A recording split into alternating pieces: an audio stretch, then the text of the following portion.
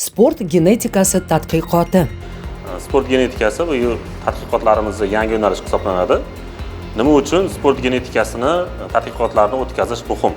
Birinchidan, sport genetikasi tadqiqotlari orqali bo'lajak sportchilar va ularning ota-onasi o'zlariga ma'qul bo'ladigan, kelajakda katta sport natijalarini olib kelishi mumkin bo'lgan sport turlarini tanlash imkoniyatiga ega bo'ladi.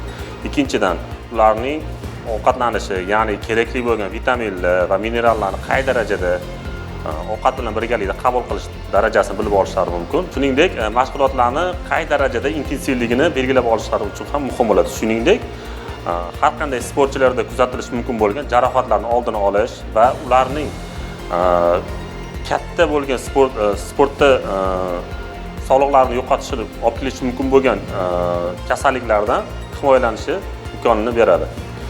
Buning uchun biz 16 ta genni tanlab olganmiz. Maxsus gen to'plami orqali bu genlarning asosiy qismi sportchilarda kuch, tezlik va chidamlilik sifatlariga qaratilgan.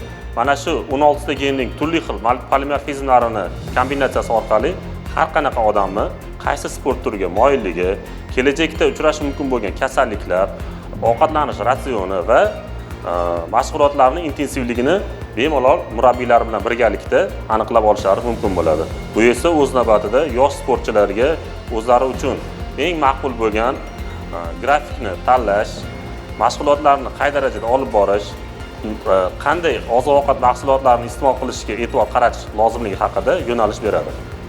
Biz tanlab olgan 16 ta gen asosan mushaklarning qisqarish tezligi, mashg'ulotlardan keyin qanchalik ular o'zini funksionalligini tezda qaytarib, ya'ni tiklab olish xususiyati, anaerob va aerob nafas olish, ya'ni mashg'ulotlarning intensivligini qay darajada olib borish haqidagi ma'lumotlarni, ma'lum bir vitaminlar, misol uchun D vitaminini qay darajada o'zlashtira olyapti, suyak massasi qanchalik darajada mustahkam bo'lishi mumkin, osteoporoz, yurak yetishmovchiligi, qon tomirlari kasalliklari kelajakda uchrashi mumkinmi, yo'qmi?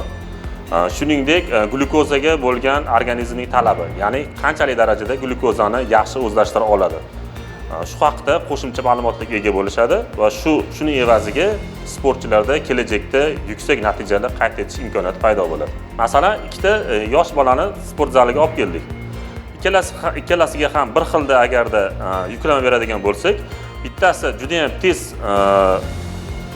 mushak massasini hosil qiladi, ya'ni juda ham tezlik bilan mushak massasi o'sish boshlaydi. Ikkinchisi esa o'zgarishlar juda ham sekinlik bilan bo'ladi. Buning asosiy sababi bu ularning sportga moyillik genlarida, ya'ni polimorfizmda. Yana xuddi shunaqa narsani ko'rishimiz mumkinki, ba'zi bir odamlar juda uzoq muddat yayo yursa yoki marafonda yugursa ham tez charchab qolmaydi.